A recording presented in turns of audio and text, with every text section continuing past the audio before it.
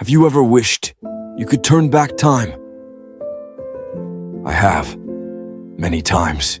One rainy afternoon, I was sitting by the window, scrolling through some old photos. One by one, the memories came alive. School days, family moments, and faces I haven't seen in years. Then I stopped at one photo. Me and my old friends, Shafi, Rafi, and Shahadat. We used to spend hours together, laughing, dreaming, talking about how great life would be. But then, life happened.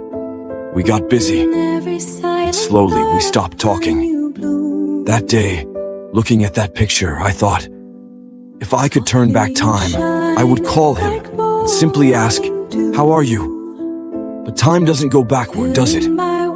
All we can do is learn to say what we feel, to care for the people we love before it's too late. Even now, sometimes when it rains, I sit by the window and think to myself, if I could turn back time, I would hold on a little tighter to the people who truly mattered.